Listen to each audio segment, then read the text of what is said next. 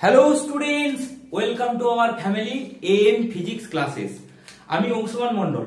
তো তোমাদের চলতরিতের 5টা লেকচার অলরেডি অ্যাড করা আছে। যারা দেখোনি তারা অবশ্যই সেই লেকচারগুলো দেখে নেবে, ওকে, এবং তোমরা ওখান থেকে নোট করে নেবে। এই লেকচার অর্থাৎ লেকচার 6, এই লেকচারে আজকে আমরা যেটা শিখবো বা জানবো সেটা খুবই ইন্টারেস্টিং একটা টপিক, আর সেটার নাম হচ্ছে রোধাঙ্ক ও পরিবাহিতাঙ্ক। দেখো, তোমাদের আমি আগে পড়িয়েছি যে পরিবাহী রোধ বলতে কি বোঝায়, ওকে, কিন্তু এই পরিবাহী রোধ, কোন একটা পরিবাহী রোধকে ইংলিশে বলা হয় রেজিস্ট্যান্স। কোন একটা পরিবাহী রোধ, এই রোধটা পরিবাহীর কি কি বিষয়ের উপর নির্ভর করে সেইটা আমাদের আগে জানতে হবে। সেটা জানলেই এই রোধাঙ্ক ও পরিবাহিতাঙ্ক জানতে খুবই সুবিধা হবে, ওকে। তো দেখো, ধরো এটা একটা পরিবাহী, এবার এই পরিবাহীটার এটা দৈর্ঘ্য, ধরো এই পরিবাহীটার লেন্থ বা দৈর্ঘ্য হচ্ছে এটা, আর এটা হচ্ছে পরিবাহীটার প্রস্থচ্ছেদের ক্ষেত্রফল এ। আর এটা একটা পরিবাহী যেটা একটা নির্দিষ্ট উপাদান দিয়ে তৈরি, আর এই পরিবাহীটার একটা নির্দিষ্ট তাপমাত্রায় আছে। ধরে নাও এই পরিবাহীটা টি কেলভিন বা টি ডিগ্রি সেন্টিগ্রেড কোন একটা নির্দিষ্ট তাপমাত্রায় আছে। এবার এই পরিবাহীর দৈর্ঘ্য, প্রস্থচ্ছেদের ক্ষেত্রফল, উপাদান এবং তাপমাত্রা এর উপর কি ভাবে নির্ভর করে সেটা আমাদের জানতে হবে। শুধু কিভাবে নির্ভর করে জানলে হবে না, সেটা কেন ওইভাবে নির্ভর করে সেটাও কিন্তু তোমাদের জানতে হবে। তো এই ব্যাপারটা আগে আমরা ক্লিয়ার হব, তারপর এখান থেকে আমরা এই রোধাঙ্ক ও পরিবাহিতাঙ্কের ডেফিনেশনসে আসবো, ওকে। তো দেখো, তাহলে আমরা এটা মুছে নিচ্ছি, তারপর এখানে তোমরা খাতা বের করে অবশ্যই নোট করবে। কি নোট করবে? যে পরিবাহীর দৈর্ঘ্য, প্রস্থচ্ছেদের ক্ষেত্রফল এবং উপাদানের উপর কিভাবে নির্ভরশীল। দেখো, পরিবাহী রোধ কার উপর নির্ভর করে আমি বললাম। এক নম্বর হচ্ছে পরিবাহী দৈর্ঘ্যের উপর নির্ভর করে, ওকে, পরিবাহী প্রস্থচ্ছেদের ক্ষেত্রফলের উপর নির্ভর করে, আর 3 নম্বর হচ্ছে উপাদানের উপর নির্ভর করে, আর 4 নম্বর হচ্ছে উষ্ণতা। যেহেতু এখানে জায়গা নেই সেই জন্য আমি উষ্ণতাটা পরে লিখছি। তো এবার দেখো দৈর্ঘ্যের উপর কিভাবে নির্ভর করে। ধরো এখানে সমান প্রস্থচ্ছেদের ক্ষেত্রফল বিশিষ্ট এটা একটা পরিবাহী নিলে, আর এখানে একটা পরিবাহী নিলে। সমান প্রস্থচ্ছেদ বলতে এই জায়গাটাকে বলা হয় প্রস্থচ্ছেদের ক্ষেত্রফল, ওকে। তো সমান প্রস্থচ্ছেদের ক্ষেত্রফল বিশিষ্ট একটা ছোট দৈর্ঘ্যের একটা পরিবাহী নিলে আর একটা বড় দৈর্ঘ্যের পরিবাহী নিলে। এবং আরেকটা জিনিস তোমাদের মনে রাখতে হবে যে এখানে যে উপাদানের পরিবাহী নেওয়া হয়েছে এখানেও সেই উপাদানের পরিবাহী নেওয়া হয়েছে, এবং এটা যে তাপমাত্রায় রাখা আছে এটাকেও সেই সেম তাপমাত্রায় রাখা আছে। মানে কি বলতে চাইছি, যে এই দুটো পরিবাহী শুধুমাত্র দৈর্ঘ্যের পার্থক্য আছে, এটার থেকে এই পরিবাহীটার দৈর্ঘ্যটা শুধু বড়, কিন্তু এই দুটো পরিবাহীর উষ্ণতা, তারপরে হচ্ছে উপাদান এবং হচ্ছে প্রস্থচ্ছেদের ক্ষেত্রফল, এই তিনটে জিনিস কিন্তু দুটোর ক্ষেত্রেই স্থির। মানে এরও যা প্রস্থচ্ছেদের ক্ষেত্রফল, এরও তাই, এ যে উপাদান দিয়ে তৈরি এও সেই উপাদান দিয়ে তৈরি, একে যে উষ্ণতায় রাখা আছে একেও সেই উষ্ণতায় রাখা আছে। এখন বলো, এই পরিবাহীটা রোধ বেশি হবে না এই পরিবাহীটা রোধ বেশি হবে? তো রোধের কনসেপ্টটা আমি তোমাদের আগের লেকচারে বলেছি, তাও জাস্ট আমি একটা জিনিস বলে নিই। সেটা হচ্ছে, ধরো এটা একটা পরিবাহী, তো এই পরিবাহীতে কি হয়, যখন এখান থেকে মুক্ত ইলেকট্রন ফ্রি ইলেকট্রনস গুলো যখন পাস করে, তখন এখানে পজিটিভলি চার্জ যুক্ত অ্যাটম গুলো যে থাকে, সেই পজিটিভলি চার্জ যুক্ত অ্যাটম গুলোকে বলা হয় কার্নেল, ওকে। তো যখন এই ইলেকট্রন গুলো এখানে ট্রাভেল করবে, যখন ইলেকট্রন গুলো এটা দিয়ে পাস করবে, তখন এই কার্নেল গুলোর সাথে কি হয়, কলিশন হয় বা ধাক্কা হয়, ওকে। তো সেই ধাক্কাটাই হচ্ছে অ্যাকচুয়ালি রোধ। মানে রোধ কি, যখন ইলেকট্রন গুলো পরিবাহীর মধ্যে দিয়ে যাবে তখন ওই কর্নেল গুলোর সাথে যে বাধা পাবে সেই বাধাটাই হচ্ছে পরিবাহী রোধ। এটা হচ্ছে নরমাল একটা ডেফিনেশন, কিন্তু ওহমের সূত্র থেকে কিন্তু ডেফিনেশনটা কিন্তু এটা লিখলে হবে না। ওহমের সূত্র থেকে কিন্তু ডেফিনেশন যখন রোধের লিখতে দেবে তখন ওহমের সূত্র থেকেই লিখতে হবে, ওকে। তো তোমরা একটা জিনিস বলো এখান থেকে, সেটা হলো, দেখো ধরো ইলেকট্রনটা এখান থেকে এখানে যাচ্ছে আর ইলেকট্রনটা এখান থেকে এত দূর যাচ্ছে, তাহলে এই ডিসটেন্সটা যাওয়ার সময় ও ধাক্কা হওয়ার সম্ভাবনা বেশি না এই ডিসটেন্সটা যাওয়ার সময় ও ধাক্কা হওয়ার সম্ভাবনা বেশি হবে? দেখো এটা তোমাদের একটা বাস্তব উদাহরণ, সেটা হচ্ছে তুমি যত ডিসটেন্স যাবে তত তোমার কিন্তু ধাক্কা হওয়ার সম্ভাবনা বেশি হবে। ওকে, সেই জন্য কি হয়, সেই জন্য পরিবাহী রোধ, এটা তোমরা মনে রাখবে, সেই জন্য কি হয় পরিবাহী রোধ সবসময় কি হয়, যত দৈর্ঘ্য বেশি হয় তত রোধ বেশি হয়। কেন? কারণ যত দৈর্ঘ্য বেশি হবে তত ইলেকট্রনটা ধাক্কা হওয়ার সম্ভাবনা কিন্তু বেশি থাকবে। ওকে, সেই জন্য আমরা লিখি কি R প্রপোর্শনাল টু L। ওকে, তার মানে কি, তার মানে দেখো যদি দুটো পরিবাহী বা এইভাবে বলবে পরিবাহীর উপাদান, উষ্ণতা এবং প্রস্থচ্ছেদের ক্ষেত্রফল স্থির থাকলে কোন পরিবাহী রোধ ওর দৈর্ঘ্যের সাথে সমানুপাতিক হয়, মানে যত দৈর্ঘ্য বাড়বে তত রোধ বাড়বে। ওকে, এটাই হচ্ছে দৈর্ঘ্যের সাথে নির্ভরশীলতা।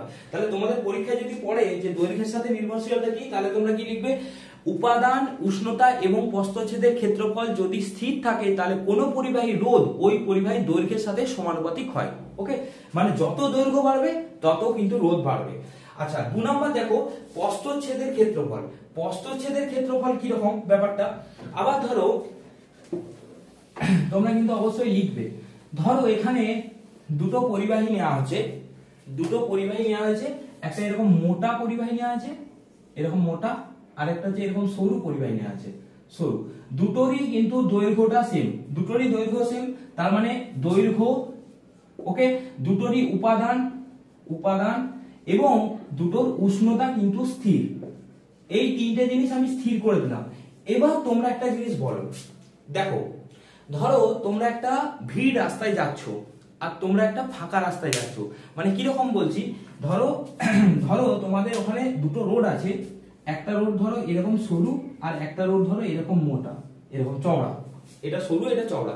তো এই সরু রোডে যাওয়ার সময় কি হবে, ধাক্কা হওয়ার সম্ভাবনা বেশি থাকবে, আর এই মোটা রোডে যাওয়ার সময় কি হবে, ধাক্কা হওয়ার সম্ভাবনা কিন্তু কম থাকবে। ওকে, কেন কম থাকবে, ধরে নাও দুটোতেই সেম সাইকেল বা বাস চলছে, তাহলে ছোট রাস্তায় কি হবে, ছোট রাস্তাতে বেশি তোমার ধাক্কা হওয়ার সম্ভাবনা থাকবে, আর বড় রাস্তায় কি হচ্ছে ধাক্কা হওয়ার সম্ভাবনা কম থাকবে। তো এবার আমি কামিং টু দা টপিক, সেটা হচ্ছে কি, দেখো দুটোরই দৈর্ঘ্য সেম, দুটোরই একই উপাদান তৈরি, দুটোরই উষ্ণতা স্থির। এবারে এর প্রস্থচ্ছেদের ক্ষেত্রফল দেখো বেশি, এর প্রস্থচ্ছেদের ক্ষেত্রফল কম, তাহলে ইলেকট্রনগুলো যখন এখান থেকে ট্রাভেল করবে এইদিকে, তখন কিন্তু এই ধাক্কা হওয়ার সম্ভাবনাটা কমে যাবে, আর এখানে যখন যাবে তখন ইলেকট্রনগুলো ধাক্কা হওয়ার সম্ভাবনা বেশি হবে।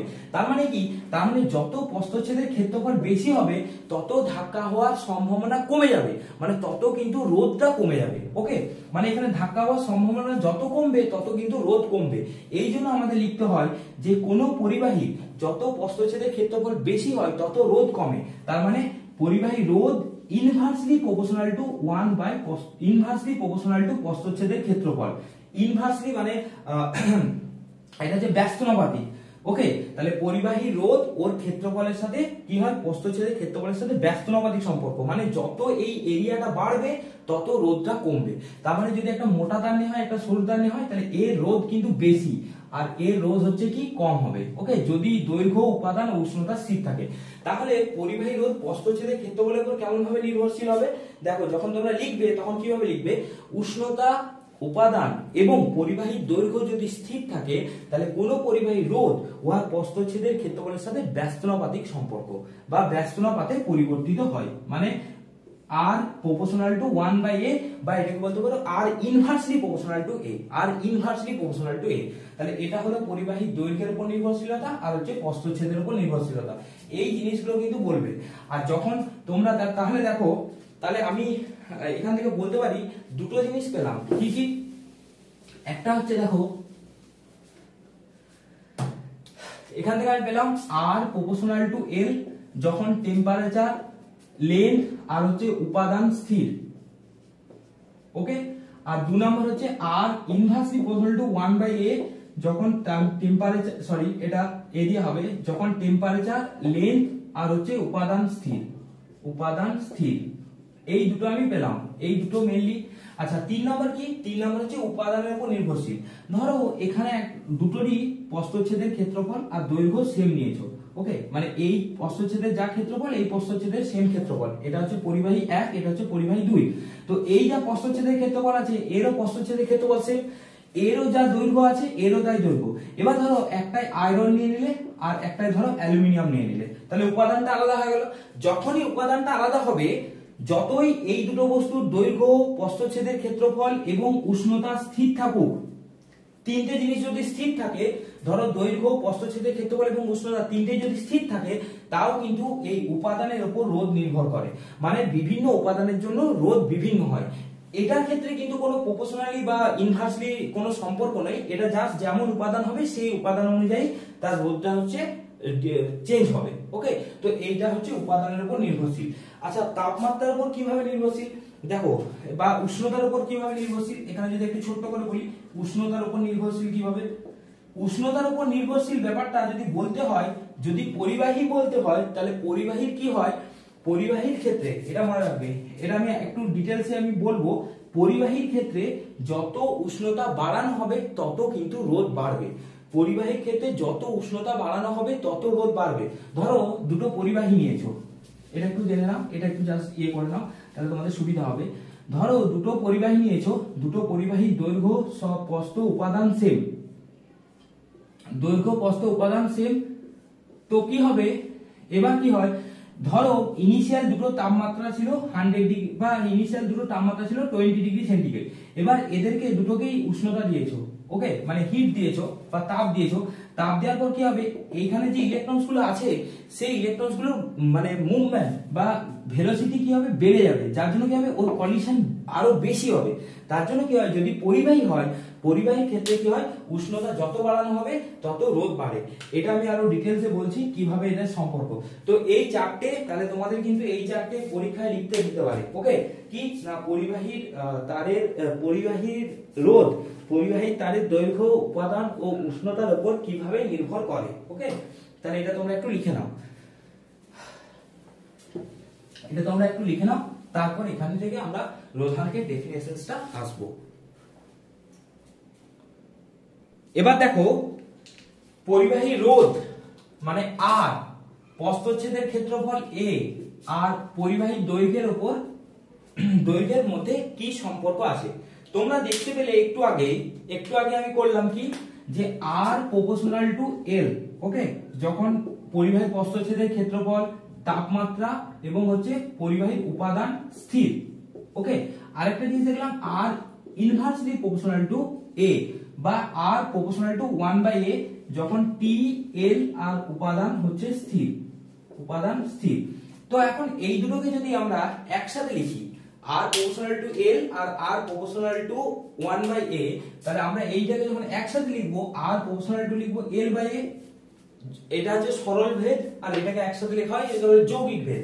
তাহলে এই যে এই সমানুপাতিক চিহ্নটা যখন আমরা তুলতে হয়, যখন তুলে আমরা সমান দিই, তখন আমরা একটা ধ্রুবক দিই, একটা ধ্রুবক লিখতে হয়।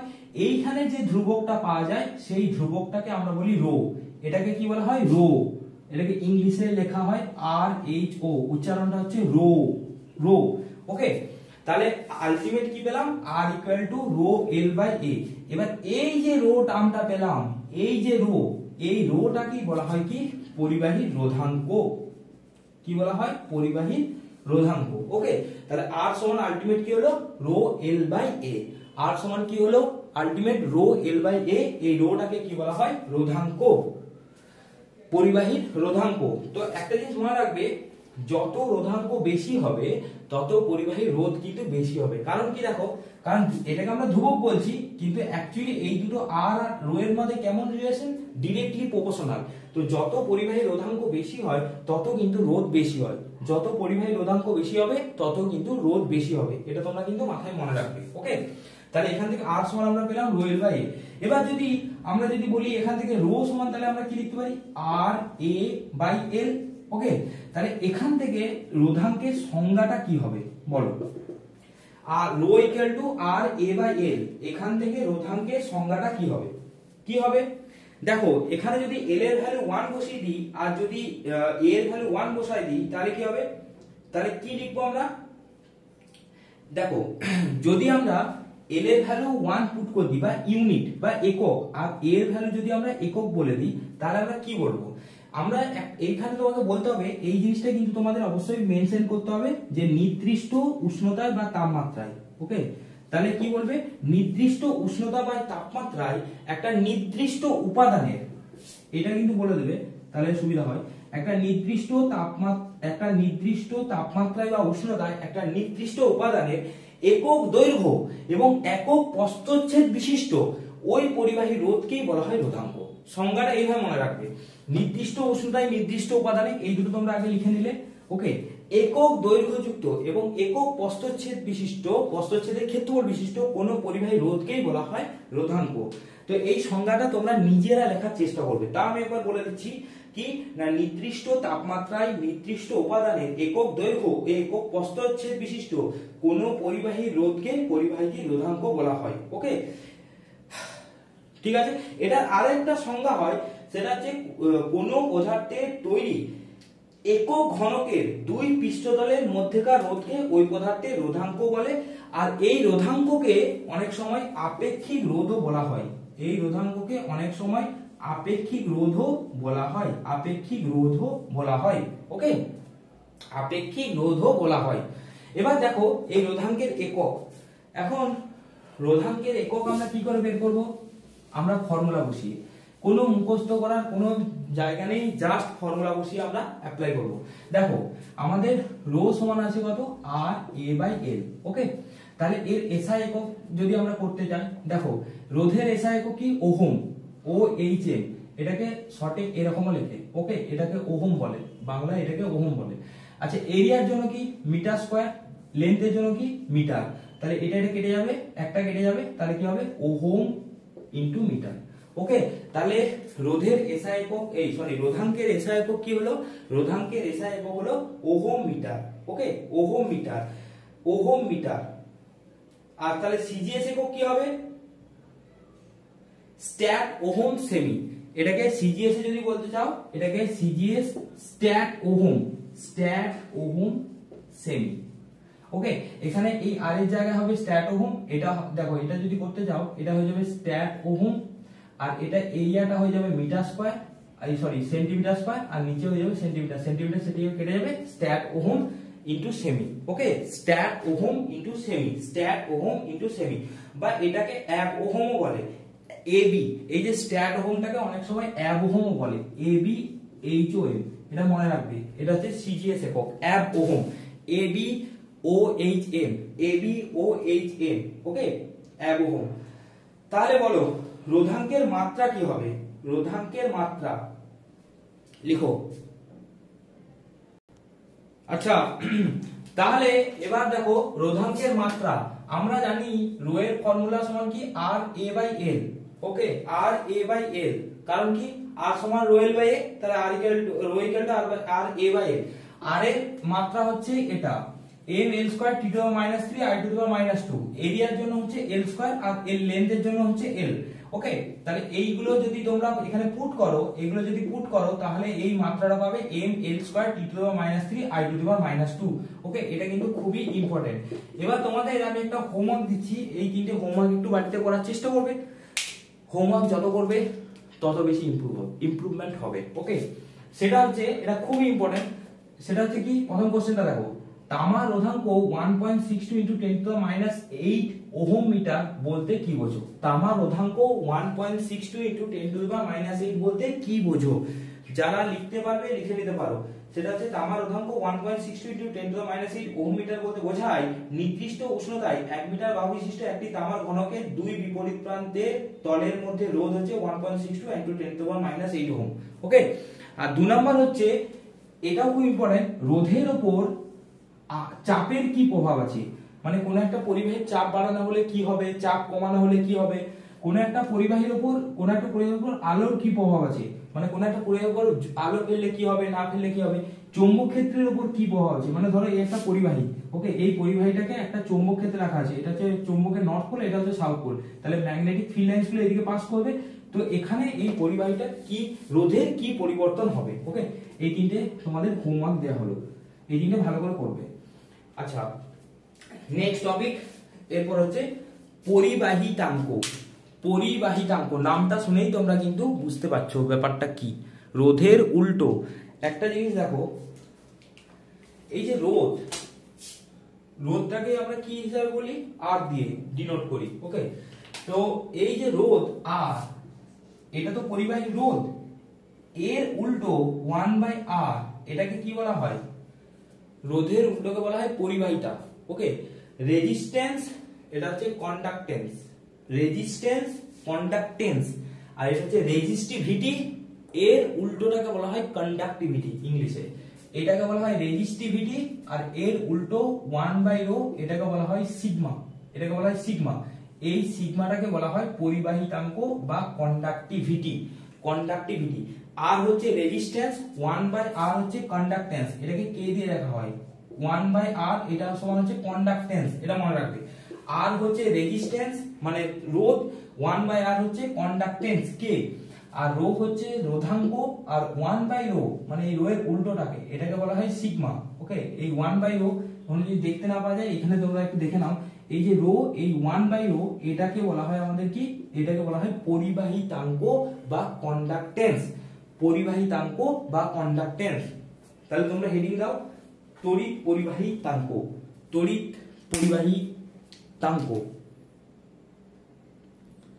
তাহলে দেখো, যদি পরিবাহীর রোধাঙ্ক রো হয়, তো এই রোধাঙ্কের অনন্যক, অনন্যক মানে কি হয়, 1/ρ, এই অনন্যকটাকে আমরা কি বলি, সিগমা, অনন্যকটাকে আমরা কি বলি, সিগমা। এই সিগমাটাকে কি বলা হয়, এই সিগমাটাকে বলা হয় পরিবাহিতাঙ্ক, পরিবাহিতাঙ্ক, ওকে। তাহলে দেখো, তোমরা রোধের যে রোধাঙ্কের যে একক সেটা তোমরা জানো, তাহলে তোমরা পরিবাহিতাঙ্কের একক তোমরা ইজিলি করতে পারবে। আরেকটা জিনিস দেখো, যদি রোধের একক ওহম হয়, তাহলে পরিবাহিতা বা কন্ডাক্টেন্স, রেজিস্ট্যান্স কন্ডাক্টেন্স বলা হয় 1/r, that is equal to K, এটা হয় 1/ওহম, ওকে। এটাকে লেখা হয় ওহম ইনভার্স। যদি কে কন্ডাক্টেন্সের একক পড়ে, সেটাকে ওহম ইনভার্স, বা এটাকে শর্টে বলা হয় মো। এই যে এটা খালি ঘুরে দিয়ে দেবে, ঘুরে লিখবে MHO, এটাকে কি বলা হয়, মো বলা হয়, মো। তাহলে তোমাদের আমি বাড়িতে একটা হোমওয়ার্ক দিলাম, এই যে পরিবাহিতাঙ্ক আছে সিগমা, এটাকে বলা হয় সিগমা, এই পরিবাহিতাঙ্কে তোমরা একক লিখবে, এই পরিবাহিতাঙ্কে তোমরা একক, এর এসআই একক হচ্ছে মো মিটার, আর সিজিএস হচ্ছে মো সেমি, ওকে। তাহলে মো মিটার ইনভার্স আর মো সেমি ইনভার্স, এটা তোমাদের হোমওয়ার্ক দিলাম, হোমওয়ার্ক। কখনো কখনো হোমওয়ার্ক করতে হয়, হোমওয়ার্ক করলে নলেজ বাড়ে, কারণ কি, কারণ হোমওয়ার্ক করতে হলে বইটা মাঝে মাঝে ঘাঁটতে হয়, ওকে। যার কাছে যা বই থাকবে সেই বইটা ভালো করে তোমরা কিন্তু করবে, তাতে যা বই থাকুক, ক্লাস 10 এর যার কাছে যা বই থাকবে, শুধু বইয়ের টেক্সট বুকটা পড়লে হবে না, টেক্সট বুকের পেছনে যে কোশ্চেন গুলো থাকে সেই কোশ্চেন গুলোর অ্যান্সার করতে হবে। এবং এই চ্যাপ্টারের একটা খুব ইন্টারেস্টিং এবং খুব ইম্পর্টেন্ট, ভেরি ভেরি ইম্পর্টেন্ট, সেটা হচ্ছে নিউমেরিক্যাল। এই চ্যাপ্টার থেকে তোমরা কিন্তু নিউমেরিক্যাল প্র্যাকটিস করবে, কারণ এই চ্যাপ্টার থেকে কিন্তু নিউমেরিক্যাল আসবেই, ওকে। চলো মুভিং ফরওয়ার্ড। তো আমি তোমাদের শুরুতেই বলেছিলাম যে এই যে রোধের উপর কিন্তু উষ্ণতা নির্ভর করে। এবার পরিবাহীর উপর কিভাবে পরিবাহীর রোধের উপর উষ্ণতা কিভাবে নির্ভর করে সেটা একটু দেখে নাও। ধরো 0 ডিগ্রি সেন্টিগ্রেড উষ্ণতায়, 0 ডিগ্রি সেন্টিগ্রেড উষ্ণতায় কোন একটা পরিবাহী রোধ হচ্ছে R0। এবার উষ্ণতা বাড়ানো হলো, তাপ দিয়ে উষ্ণতা বাড়ানো হয়েছে, কত ডিগ্রি করা হয়েছে, T degree centigrade. T degree centigrade উষ্ণতায় রোধ হয়েছে RT। এটা তোমাদের আগেই বলেছি, যত উষ্ণতা বাড়ানো হয় তত কিন্তু রোধ বাড়ে। তার মানে এখানে RT greater than R1 R0, RT এর মানটা R0 থেকে বেশি। কিন্তু তোমাদের মনে রাখতে হবে কিছু কিছু এক্সেপশন আছে, সেগুলো এক্সেপশন মানে ব্যতিক্রম। তো ব্যতিক্রম এখন ফ্লোতে ব্যতিক্রম আনবো না, প্রথমে আগে নরমাল হতে যাই, তারপর ব্যতিক্রম বলবো। তো দেখো, তাহলে এখানে দেখো রোধ বাড়ছে। এবার পরীক্ষাগত দেখা গেছে, এক্সপেরিমেন্টালি দেখা গেছে, এই যে রোধের পরিবর্তন, that is RT minus R0, that is directly proportional to initial রোধ। মানে এই যে রোধের যে পরিবর্তন হচ্ছে RT মাইনাস R0, সেটা হচ্ছে এই যে ইনিশিয়াল বা প্রাথমিক যে রোধ আছে সেটার সাথে সমানুপাতিক হয়। এবং RT minus R not is proportional to the change in temperature, মানে তাপমাত্রার পরিবর্তনের সাথে প্রপোর্শনাল হয়। মানে T মাইনাস 0 মানে T লিখতে পারি, T মাইনাস 0 0 সাথে যার সাথে 0 বিয়োগ হোক যোগ হোক সেই রাশিটাই থাকে, তাহলে T মাইনাস 0 মানে T। তাহলে এখান থেকে আমরা লিখতে পারি কি, এখান থেকে আমরা লিখতে পারি RT minus R not is proportional to R nought into হচ্ছে T। ওকে, এবার এই যে প্রপোর্শনালি মানে সমানুপাতিক সেটাকে তুলতে গেলে একটা কনস্ট্যান্ট লাগে, সেই কনস্ট্যান্টটা কি হয়, সেই কনস্ট্যান্টটা হচ্ছে এখানে আলফা। তাহলে আলফা ইনটু হচ্ছে R নট ইনটু হচ্ছে T। এই যে আলফা, এই আলফাটাকে বলা হচ্ছে রোধের উষ্ণতা গুণাঙ্ক। এই আলফাটাকে কি বলা হচ্ছে, এই আলফাটাকে বলা হচ্ছে উপাদানের রোধের উষ্ণতা গুণাঙ্ক। তাহলে এখান থেকে আলফা সমান আমরা কি লিখতে পারি, আলফা সমান RT minus R nought by হচ্ছে R nought into T। Okay, এই যে আলফা, আলফাটা কি বলা হচ্ছে রোধের উষ্ণতা গুণাঙ্ক। এবার এখানে যদি সংজ্ঞা লিখতে বলে, তাহলে সংজ্ঞা লিখতে হলে কি করবে, সংজ্ঞা লেখার জন্য কিন্তু মুখস্থ করার দরকার নেই, জাস্ট বুঝে বুঝে লিখবে। এখানে R নটটাকে 1 করে দাও আর T টাকে একক ডিগ্রি বা 1 ডিগ্রি ইনক্রিজের জন্য এটা লিখে দাও। তার মানে কি, তার মানে যখন সংজ্ঞাটা লিখবে কিভাবে লিখবে, সেটা হচ্ছে 1 ডিগ্রি বা প্রতি ডিগ্রি 1 ডিগ্রি সেন্টিগ্রেড উষ্ণতা বৃদ্ধির জন্য একক রোধ বিশিষ্ট কোন পরিবাহী যে পরিমাণ রোধের বৃদ্ধি ঘটে সেটাই হচ্ছে তার উপাদানের রোধের উষ্ণতা গুণাঙ্ক বলা হয়। তাহলে একবার বলছি, তাহলে তোমরা লিখে নেবে, কিভাবে লিখবে সেটা হচ্ছে লিখবে 1 ডিগ্রি সেন্টিগ্রেড উষ্ণতা বৃদ্ধির জন্য কোন পরিবাহী একক রোধে প্রতি একক রোধে যে পরিমাণ রোধ বৃদ্ধি হয় তাকে ওই পরিবাহী রোধের উষ্ণতা গুণাঙ্ক বলা হয়। ওকে, এটা তোমরা ভালো করে কিন্তু লিখবে। তো এখান থেকে এই আলফার ভ্যালু, এই যে আলফা, তাহলে আলফা সমান আমি কি পেলাম RT minus R nought into হচ্ছে R নট ইনটু হচ্ছে T। দেখো এই আলফার ভ্যালুটা কখন প্লাস হবে কখন মাইনাস হবে এই ব্যাপারটা একটু ক্লিয়ারলি বুঝো। দেখো যদি RT greater than R not হয়, RT এর ভ্যালু যদি R নট এর থেকে বেশি হয়, মানে এখান থেকে যত উষ্ণতা বাড়ানো হবে তত যদি রোধ বাড়ে তাহলে আলফার ভ্যালুটা হচ্ছে প্লাস হবে, আর যত উষ্ণতা বাড়াবো তত যদি রোধটা কমে মানে RT যদি লেস দেন R নট হয় তখন আলফার ভ্যালু কিন্তু নেগেটিভ হবে। ওকে, আচ্ছা তাহলে এটা বলো তো আলফার ভ্যালু কখন 0 হবে, এইটা বলো তোমরা আলফার ভ্যালু কখন 0 হবে, একটু ভেবে চিন্তে বলো আলফার ভ্যালু কখন 0 হবে।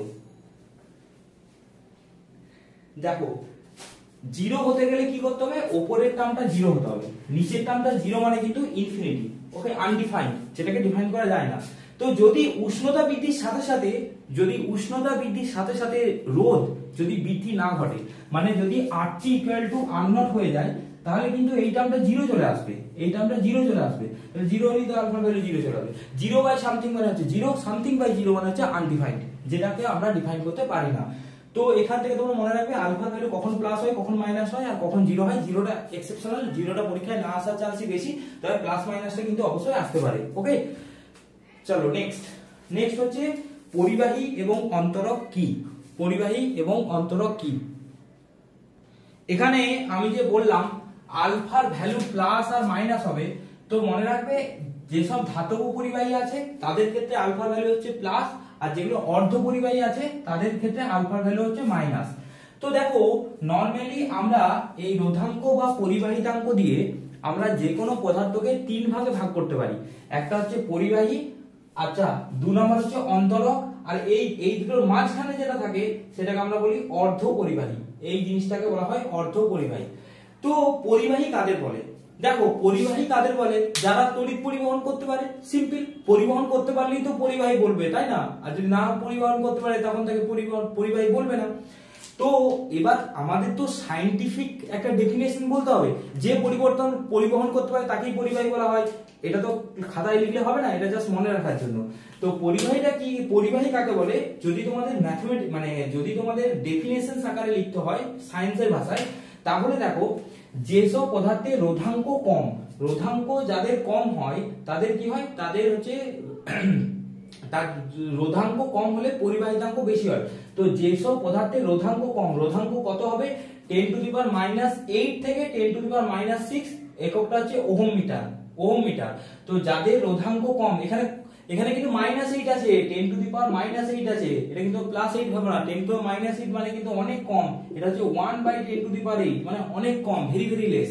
ওকে, তো যেসব পদার্থের রোধাঙ্ক কম এই লিমিটটা দিয়ে দেবে যদি সংজ্ঞাতে আসে, অর্থাৎ কি পরিবাহিতাঙ্ক বেশি, সেই সব পদার্থকে বলা হয় পরিবাহী পদার্থ। যেমন উদাহরণ হচ্ছে বিভিন্ন রকমের ধাতু আছে, ধাতুর মধ্যে তোমরা তো জানো যে পরিবাহী কার বেশি হয়, কাদের বেশি হয়, যেমন হচ্ছে অ্যালুমিনিয়াম, তারপর হচ্ছে কপার, এদের পরিবাহী অনেক বেশি, এদের পরিবাহিতাঙ্ক অনেক বেশি হয়। ওকে, রোধাঙ্ক কম হয়। আর অন্তরক কাকে বলে? অন্তরক হচ্ছে যে যেসব পদার্থের রোধাঙ্ক বেশি কিন্তু পরিবাহিতাঙ্ক কম।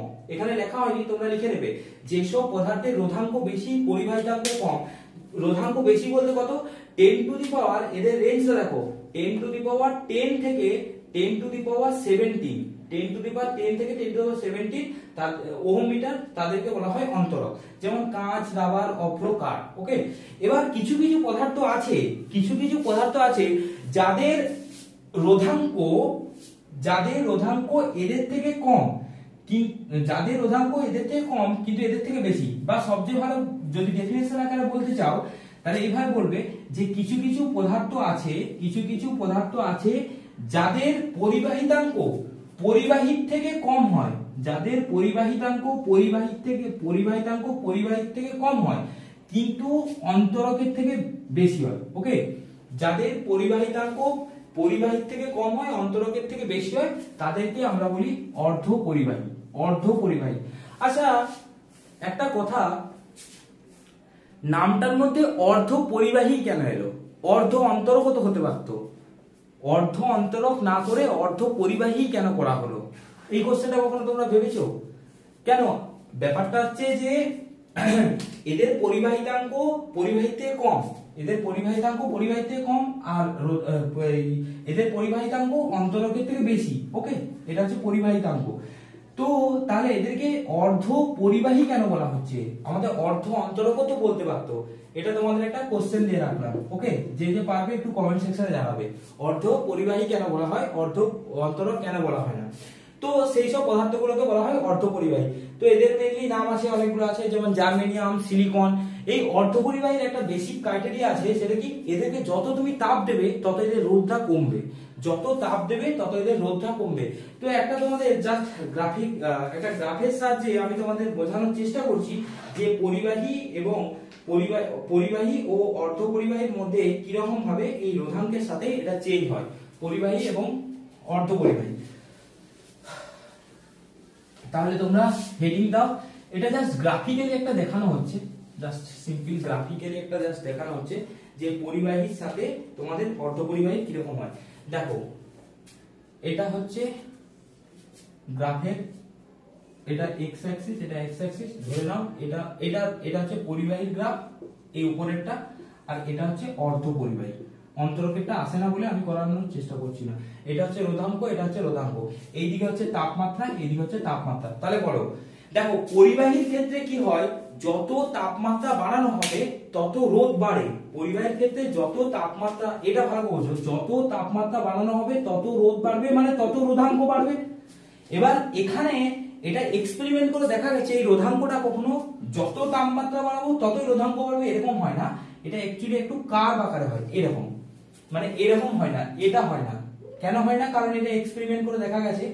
তো তার মানে কি, যত তাপমাত্রা বাড়া হবে তত রোধ বাড়বে, তত রোধাঙ্ক বাড়বে। এই জন্য কি হয়, এই জন্য পরিবাহীর ক্ষেত্রে দেখো যত আমাদের তাপমাত্রা বাড়ানো হচ্ছে তত কিন্তু রোধাঙ্কটা বাড়ছে। ওকে, তো এটা একটা সার্টেন টাইম থেকে শুরু হয়, মানে একদম জিরো টেম্পারেচারে এটা হয় না, জিরো টেম্পারেচারে কিছুটা হলেও রোধ থাকে। তাহলে অর্ধপরিবাহীর ক্ষেত্রে কি হবে? অর্ধপরিবাহীর ক্ষেত্রে দেখো, অর্ধপরিবাহীর ক্ষেত্রে যত তাপমাত্রা বাড়ানো হয় তত রোধটা কমে আর তত রোধাঙ্কটা কমবে। তার মানে এর ক্ষেত্রে গ্রাফটা এরকম নিচের দিকে যাবে, এটা এরকম নিচের দিকে, এরকম। কেন নিচের দিকে? কারণ দেখো যত তাপমাত্রা এদিকে বাড়ছে তত এর রোধ কমছে আর তত রোধাঙ্কটা কমছে।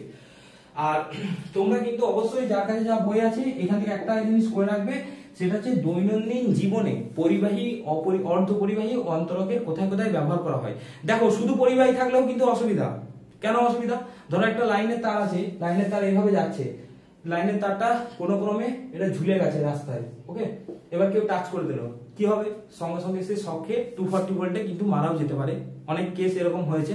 তো সেই জন্য কিন্তু যাতে আমাদের হিউম্যান বডি তো কন্ডাক্টর, পরিবাহী, তো সেই জন্য কি হয় যাতে এইখান থেকে আমাদের কারেন্ট না ফ্লো করতে পারে সেই জন্য কিন্তু এর উপর কি করা হয়, এর উপর প্লাস্টিক বা কিছু কোটিং লাগানো হয় বা এটাকে মুড়ে দেওয়া হয় বাংলা কথায়, যার জন্য কি হবে, যার জন্য এখান থেকে কারেন্ট সাপ্লাই করতে পারে না। সেই জন্য কিন্তু অন্তরকেরও খুব দরকার আছে, মানে যেমন জীবনে প্লাসের দরকার আছে সেরকম মাইনাসেরও দরকার আছে, এটা বলতে চাইছি। তো পরিবাহীদের যত দরকার আছে অন্তরকেরও কিন্তু সেম দরকার আছে। ওকে, চলো নেক্সট।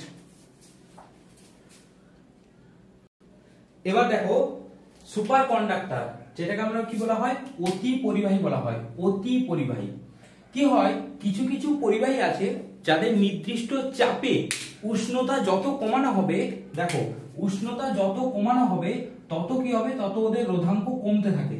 এবার কমতে কমতে কমতে কমতে একটা নির্দিষ্ট চাপে এই রোধাঙ্কটা কি হয়ে যায়, একটা পার্টিকুলার উষ্ণতায়, একটা নির্দিষ্ট চাপে উষ্ণতা কমাতে কমাতে একটা পার্টিকুলার উষ্ণতায় রোধাঙ্ক 0 হয়ে যায়। আচ্ছা রোধাঙ্ক 0 মানে কি, রোধাঙ্ক 0 মানে তো রোধও 0, তাই না? তাহলে তখন কি করবে, রোধ 0 মানে ওর মধ্যে ইনফিনিটি কারেন্ট যাবে, অসীম তড়িৎ প্রবাহিত হবে। ওকে, তো সেই নির্দিষ্ট উষ্ণতায় সেই পরিবাহীটাকে বলা হয় অতি পরিবাহী। তাহলে তোমরা সংজ্ঞাটা যদি লিখতে চাও কেমন ভাবে লিখবে, লিখো কিছু কিছু ধাতব বা যৌগ আছে যাদের ক্ষেত্রে উষ্ণতা কমার সাথে সাথে রোধাঙ্ক কমতে থাকে এবং একটি নির্দিষ্ট উষ্ণতার নিচে হলে ওই পদার্থের রোধাঙ্ক হঠাৎ করে শূন্য হয়ে যায়। এই ধরনের পদার্থগুলোকে অতি পরিবাহী বলা হয়। তো তোমরা এটা লিখবে, যেমন হচ্ছে পারদের প্রায় 4.2 কে, সীসার জন্য হচ্ছে 7 কে এবং দস্তার জন্য 0.85 কে। এবার দেখো তাহলে আমি কি বললাম, যত তাপমাত্রা কমানো হচ্ছে তত রোধাঙ্ক কমছে, তার মানে আস্তে আস্তে কি হবে, রোধাঙ্কটা 0 হয়ে যাচ্ছে, তার মানে রোধটাও 0 হয়ে যাচ্ছে। এবার যদি এই অতি পরিবাহী বা সুপার কন্ডাক্টরের যদি গ্রাফটা দেখতে চাও তাহলে দেখো এটা যদি রোধ হয় আর এটা যদি তাপমাত্রা হয়, দেখো যত তাপমাত্রা কমাচ্ছ তত দেখো রোধাঙ্কটা কমতে কমতে একটা সার্টেন টেম্পারেচারে, ধরো এই টেম্পারেচারে এই রোধাঙ্ক পুরো 0 হয়ে গেল, এই টেম্পারেচারে রোধাঙ্ক 0 হয়ে গেল।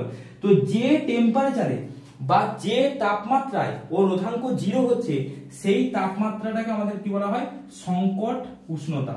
ওকে, তাহলে কি বলবে, সংকট উষ্ণতা কি না, যে উষ্ণতায় কোন পরিবাহী রোধাঙ্ক শূন্য হয়ে যায় তখন সেটা অতি পরিবাহী হিসেবে কাজ করে, সেই উষ্ণতাকে সংকট উষ্ণতা বলে। যদি তোমরা সংজ্ঞাটা লিখতে চাও একটু লিখে নিতে পারো, কি, যে উষ্ণতায় অতি পরিবাহী পদার্থগুলি রোধাঙ্ক শূন্য হয়ে যায় সেই উষ্ণতাকে ওই পদার্থের সংকট উষ্ণতা বলা হয়। যেমন পারদের সংকট উষ্ণতা হচ্ছে 4.2 কে আর সীসার সংকট উষ্ণতা হচ্ছে 7 কে। পারদের সংকট উষ্ণতা কত বললাম, 4.2 কে। 4.2 কে মানে এটাকে যদি সেন্টিগ্রেডে করতে হয়, দেখো 0 ডিগ্রি সেন্টিগ্রেড মানে কত, 0 প্লাস 273 কে। ওকে, মানে 0 ডিগ্রি সেন্টিগ্রেড মানে হচ্ছে 0 ডিগ্রি সেন্টিগ্রেড মানে 273 কে। ওকে, তাহলে এখানে 4.2 কে দেয়া আছে, তাহলে বলো তো এটা সেন্টিগ্রেডে কত হবে, দেখবে নেগেটিভ। তাহলে দেখো এখান থেকে কিন্তু একটা জিনিস তোমাদের মনে রাখতে হবে যে একটা নির্দিষ্ট চাপে যত উষ্ণতা কমানো হয় কমাতে কমাতে একটা নির্দিষ্ট উষ্ণতাতে কি হচ্ছে, ওই পরিবাহীগুলো অতি পরিবাহী, মানে তখন তার রোধাঙ্ক শূন্য হয়ে যাচ্ছে, তার মানে তারা অতি পরিবাহী হিসেবে কাজ করছে। ওকে, এটা তোমরা মনে রাখবে। আর এখান থেকে কিন্তু সংকট উষ্ণতা কিন্তু খুবই গুরুত্বপূর্ণ। ওকে, আচ্ছা এখান থেকে তোমাদের দুই একটা নিউমেরিক্যালস করতে হবে, সেই নিউমেরিক্যালসটা আমি পরের লেকচারে তোমাদের করাবো। এই যে ফর্মুলাটা আছে R = rho L by A, এটা দিয়ে দুই একটা নিউমেরিক্যালস আমি নেক্সট লেকচারে দেখাবো। R = rho L by A এটা দিয়ে। ওকে, এরপরে এটা হয়ে গেল, এটা দিয়ে দুই একটা নিউমেরিক্যালস দেখাবো, একটা দুটো হোমওয়ার্ক দেবো এবং তারপরে আসবে তড়িৎ প্রবাহের তাপীয় ফল, জুলের সূত্র, তড়িৎ প্রবাহের তাপীয় ফল। ওকে, তাহলে চলো তোমাদের সাথে দেখা হবে নেক্সট ভিডিওতে, নেক্সট লেকচারে কিছু নতুন কিছু নিয়ে।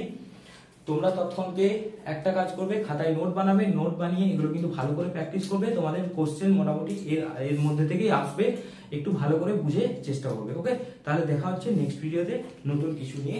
চলো তৎক্ষণকে ভালোভাবে পড়াশোনা করো।